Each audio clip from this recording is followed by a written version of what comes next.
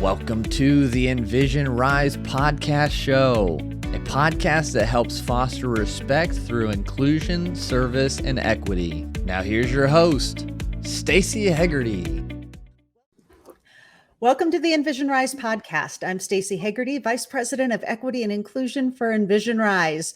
Joining us today is Travis Shumake, NHRA driver, National Hot Rod Association. Right, Travis? That's right. You're learning so much. That acronym is tough. People are like, I don't know what that means. What's drag?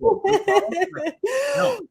Well, I can't say that I know much about racing, but I'm really excited to share your story with everybody. So let's jump right in.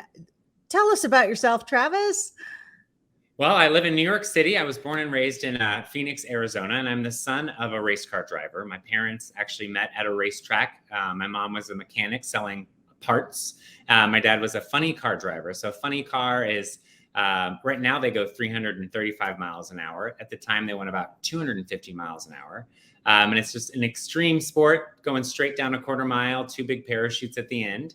And they met in the early 70s, and drove back to the racetrack a couple months later and picked my mom up and moved to Arizona to start our family's life there. So kind of grew up around the sport of drag racing.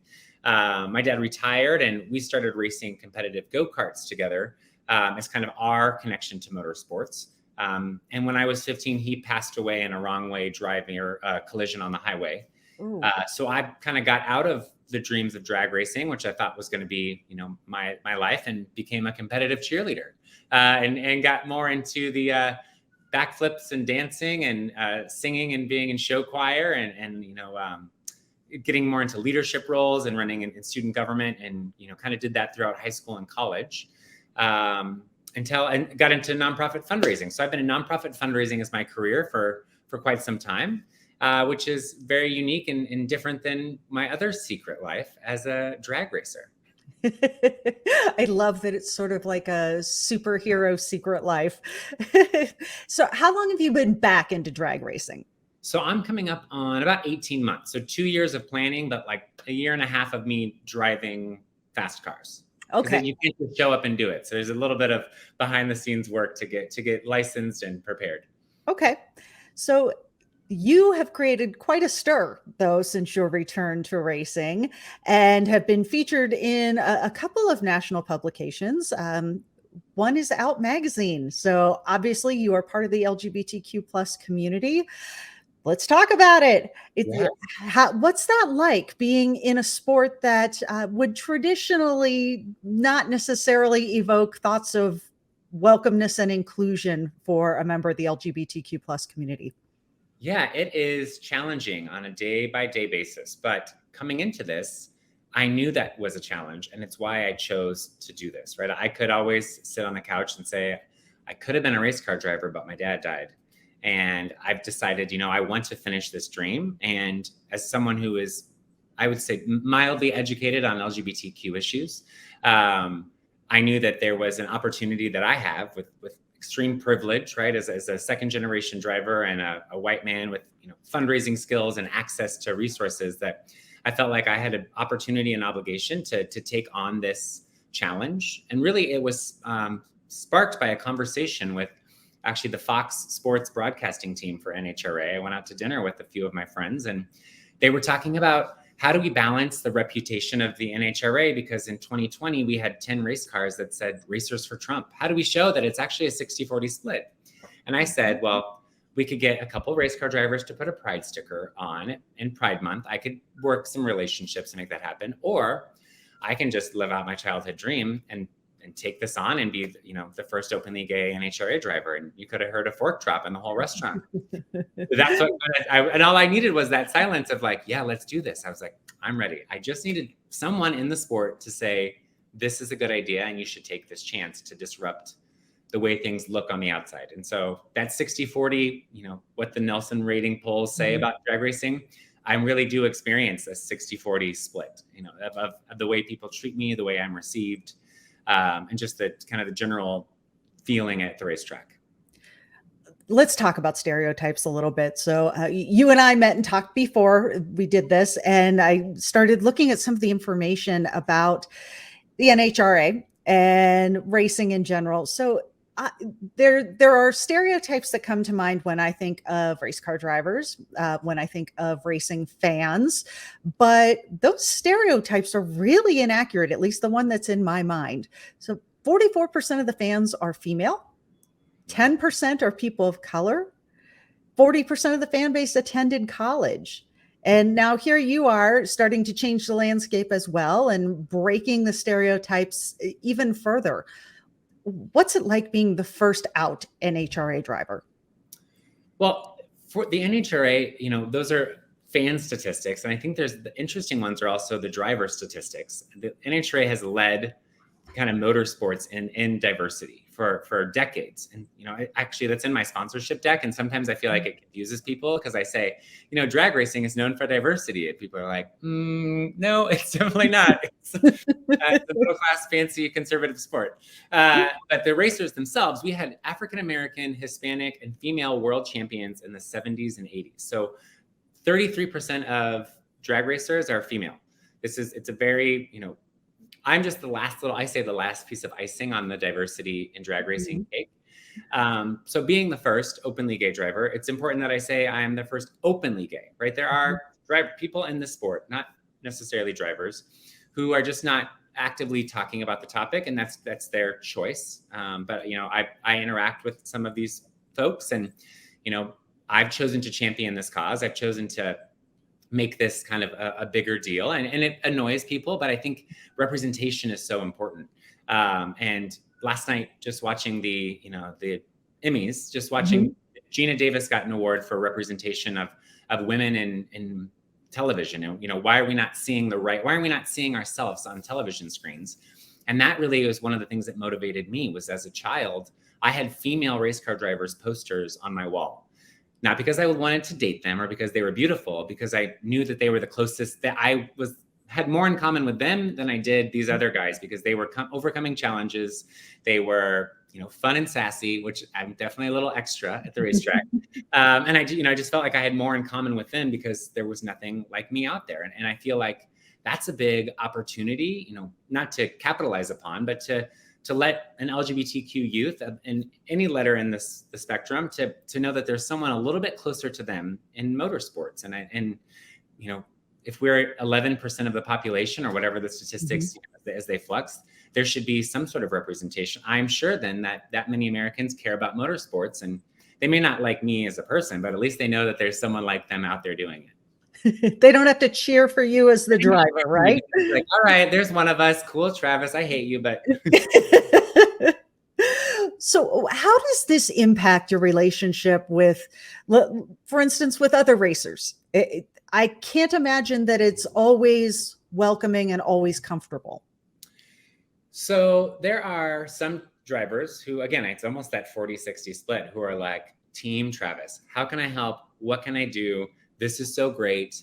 And then from the crew member's perspective, right, I've got a gay uncle, or I have a trans daughter. There's a lot of welcoming arms in there, and people that recognize not only that this is great for the sport, but that I have potential to do very well in the sponsorship arena. There have been straight white drag racers who have said, dang you for being gay. If I was gay, Travis, kudos, because you are going to find partnerships that see the crossover value in an LGBT driver. And so darn you for, I wish I was actually, so for $6 million, Travis, I would not, like, just, it's funny that they see that this is important and that there's a good marketing opportunity there. And then there's the opposite.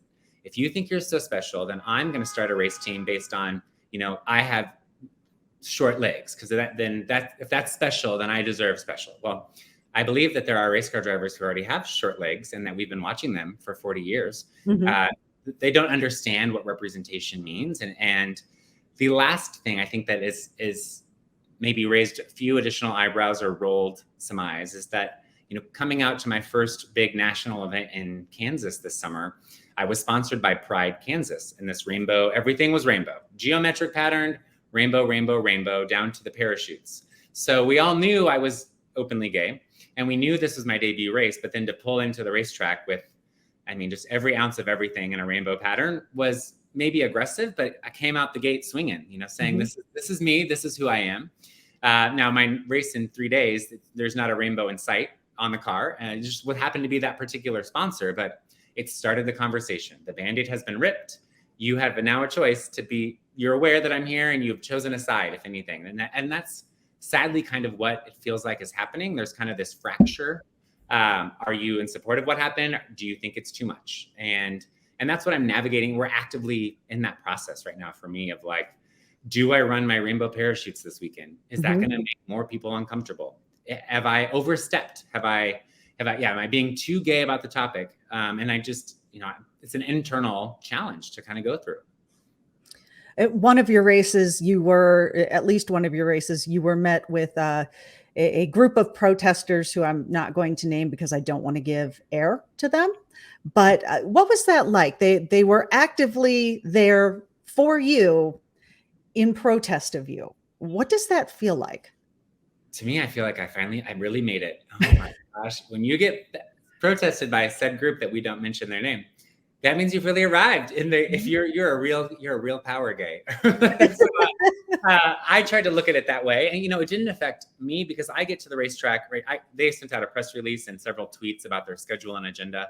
I am a half a mile into the middle of this racetrack 3 hours before they were set to be there, so I never saw them. If anything, I think it brought other people, tension or nerves about like, is Travis okay? Oh my gosh, I'm so sorry this happened to you. I'm like, we're good. This is funny. In fact, there were only 3 of them that showed up. So it's really more of a joke on them. It's kind of a sad turnout for a protest. So the other piece is that, I represent a full race team. I'm one driver, but this is a multi-car operation with several employees, people that are other sponsors that are associated with me. And so if anything, they got a bit of backlash, and that made me feel bad for them, right? Like, people are making fun of us because you got protested. And we like you, Travis, but just so you know, we're getting some flack in the Topeka community because of your car. And then often, and sadly, it is affecting their other businesses, right? My team owner owns a tow truck company that lost business because he let me drive that car.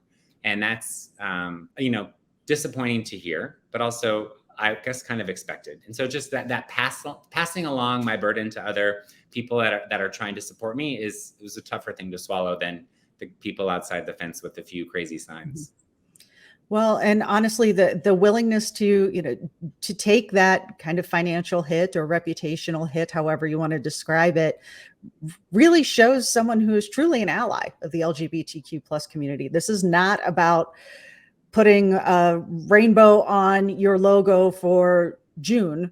They really took a business risk by sponsoring you. What does this mean for fans? So how do you connect with fans? Does this allow a new generation of fans, a new population of fans who maybe felt outside of drag racing and now feel like, oh, there's somebody I can relate to that's racing? Yeah, those are my favorite stories that make it worth it, right? That when, on Saturday morning in Topeka, 2 60-year-old men are kind of waiting outside of my pit. And I think they're waiting for my beautiful blonde teammate, Julie, because we park feet apart from each other. And then I'm like, do you guys need something? They're like, we just want to say hello. We're married. I'm like, what? They're like, we've come to this race for 27 years straight. And we are so excited that, on our 28th year, we have someone to support that is like us. And then also, on the younger side, that there was, some teenagers who came out to the track, and they were visually, I would say, more exciting looking. I would say, I think they might be a member of the LGBTQ community, and they had no idea what drag racing was, and just wanted to fangirl out and be around the track and learn what this was, because they knew that this was a big deal. And so I would say, even though it's a silly number, maybe 30 or 40 new people came to the racetrack in Topeka, Kansas because of me being there, but those are $60 tickets. And that's new, people watching online. And that's great for the sport that shaped my whole family's life, right? So my goal for doing this is to benefit the sport. And so, if 40 tickets come to each race and maybe that number grows, then I think my impact is been worth it for the sport. Let's talk about sponsorship. 79% of Americans identify as an LGBTQ plus ally. Take that with that number, however you want to take it, for what an ally actually is. So this is, to me, that's a message that most people are comfortable with the LGBTQ plus community. And I think you're finding inclusion, and more often than not, it sounds like that's, if people aren't being outwardly supportive, they are at least not being outwardly hostile. Are you finding partners that are eager to sponsor you, or is there still sort of a perception out there that being out in racing is not a great idea? Well, it's definitely a polarizing topic when you're a brand. And so in the motorsports world. So when I said I've been trying this for 2 years, I've been putting together the pitch and the concept, right? This is a very every time I turn the race car on, it's $4,000. Just it's 2 minutes that it's on, it's $4,000. I've about $250,000 into this dream, and I've been to 2 races.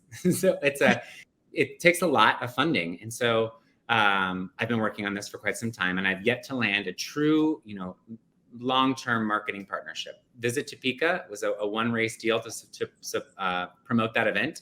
I have a 2-race deal coming up this next 2 weeks with Sheetz gas stations or convenience stores, which is awesome. That's a real big brand that's never been in drag racing. They've been in NASCAR.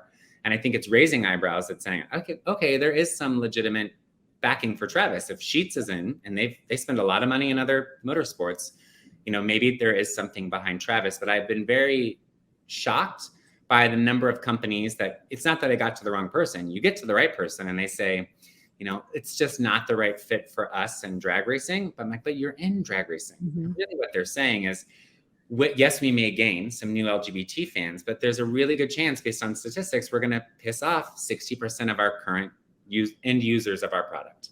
So when I say that NHRA fans have a higher propensity to own 3 vehicles, and 2 of those vehicles are going to have extra large tires, and you're pitching a tire company or a tire store that, an average race car fan or NHRA fan spends $8,000 on tires a year. Let's get you into drag racing. They say, that is very true, but I don't know that they would do it if we were sponsoring you. And I think that's, they're like, this is a great pitch. We want to be in drag racing, but they're not going to come to our store because we are on your car. And so that's been the toughest thing to overcome and I guess the second part too, is that kind of rainbow pink washing in June.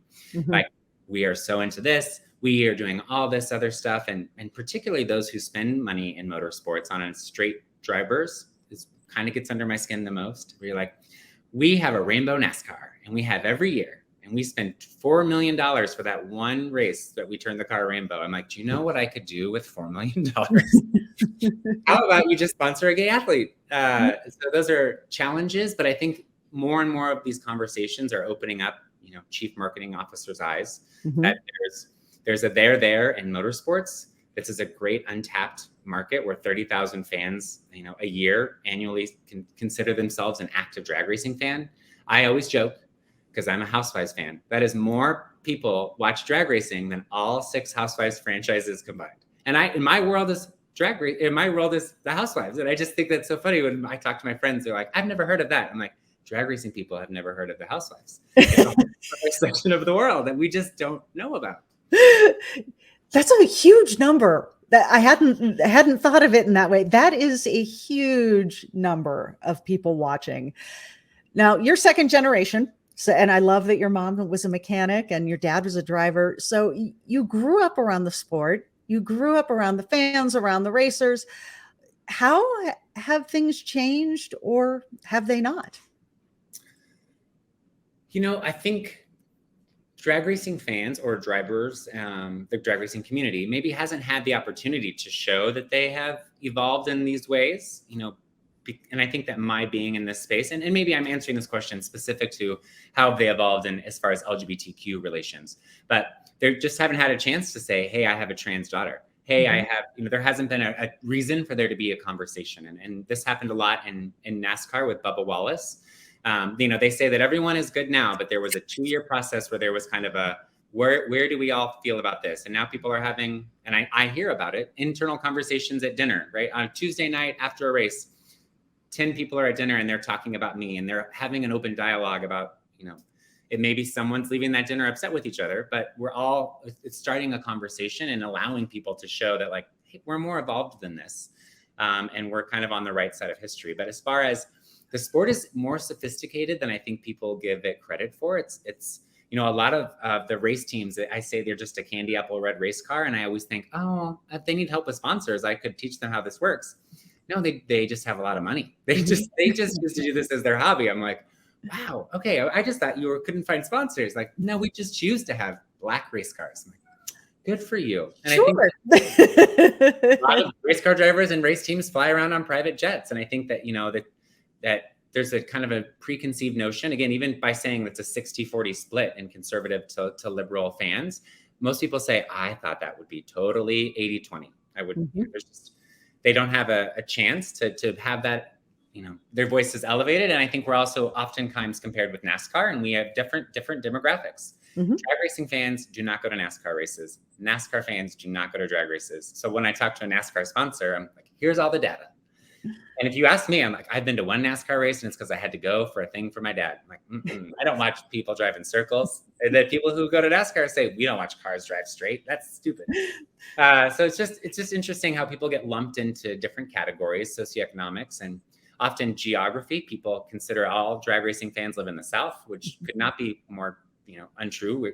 We race in 21 cities that hit 33 major DMAs across the country. And a lot of those are in very liberal parts of the country. So it's just, you know, re-educating people on this old-timey Dukes of Hazzard image that people have of motorsports. And it's definitely one of those images that has just lingered. And for me personally, it has lingered. When I lived in Indianapolis, we would go to the Brickyard, and it was either for the 500 or for the 400, and never for drag racing. So this is completely new for me. I appreciate you opening my eyes to this. Now, what if people wanted to find out more about potential sponsorship? Obviously, we would love for somebody to say, we'll sponsor your entire season. We'll take care of everything, but that may not be the way that it goes. So what are some of the sponsorship opportunities people may have with you? Yeah, well, I think drag racing is kind of it can be anything you want it to be. And a lot of that can be on the B2B side. So we have in our race car team setup, right, there's these several semi trucks, but one of them is a hospitality tent. And a lot of the major sponsors in the sport love that piece of it because we can fit 300 people in my perfectly branded, I call it the circus tent, which is really a semi with the circus tent built around it, where they're entertaining and networking and having kind of this aha moment, like, I didn't know that this sport existed. You know, when you smell nitromethane and your body shakes when I turn the car on, I mean, it's the most visceral motorsport. You vibrate off the ground, even if you're 1,000 feet away when I slam on the gas. It's so intense, and it's a really big attraction. So people will bring their employees out, their vendors out, or potential partners to kind of see this magical weekend once a year. And that covers my cost, right? You pay for the tent for the weekend, but secretly it also is going to pay for my nitromethane, my race team, my crew. And so that's one of the other kind of the bigger things that people do to activate is utilizing hospitality and at-track programming. And then the other is the car. I drive a 24-foot billboard. This week in Reading, Pennsylvania, I'm featuring Mission Kids. I went to their gala, and it's a nonprofit focused on youth. And I just asked them for a graphic because I have 24 feet of space. The Sheetz logo can only be so big. And we could put it again, I guess. And again, but just a giant car that you can put so many different messages on. And it's a big sticker. It's a $1,200. I don't want to outprice my provider. It's just a big sticker. You peel it off. We put a new one on for the next race. So in 21 towns, I can have a whole nother look and feel. This shirt costs $22 to make. It's just fascinating that you can take the whole operation and rebrand it. So even if there's one race in Norwalk, Ohio that aligns with your company's value and mission, you can have that one race, and we can make everything feel totally magical. You don't have to sign up for a $3 million multi-year deal. And I think the other piece is the conversation, right? I love speaking with BRGs and ERGs, just educating them on the topic, almost kind of a repeat of this conversation that we're having, because there's so much knowledge to be had and awareness. And I love speaking with companies. And I think that often is, hey, just come talk to our group over during Pride Month and we'll pay for the race car. We don't need to be on it even. I'm like, great. So I find many unique ways to kind of leverage, whether it's the race car or hospitality or just like kind of my likeness to benefit making sure that I can afford nitromethane. Because if I'm not racing, it's just a concept. And that's what's really happened. I would say I'm the 52nd openly gay person in motorsports. I am bound and determined to be the one that makes it all the way, right? In NASCAR, there have been 4, but they've never been in the actual NASCAR Cup circuit. They're in kind of the B level or the minor leagues, which I'm currently in the minor leagues of drag racing. I don't want that to be how my story ends. And not to say that it didn't work for them, but we have got to get someone into the big leagues and make it happen. So I just don't want to be another dream or a flash in the pan. I'm going to see this through to the end. And so that's what I need the support for. Well, how can people find you? How can they get in touch with you? How can they find more about your my journey? funny last name, it's kind of easy. It's Travis Shumake. There's only one of me. There's actually a 17-year-old in Kentucky who has it too, but don't send him money. Confused on Venmo. No, but on TravisShumake.com, there's information there, but also my email is just Travis@TravisShumake. It's pretty easy to find me on Instagram and Twitter, and would just love the opportunity to connect with like-minded companies that see the value and kind of changing the face of motorsports and LGBT representation in sports. Well, Travis, thank you so much for taking time out of your busy schedule. I know you're getting ready for this big race. I hope you win. I hope you're safe. The mom and me want you to be really safe. I know those cars go so fast. Thank you so much for sharing your story with us. For more about Envision Rise, you can find us at envisionrise.com. Thanks, Stacey.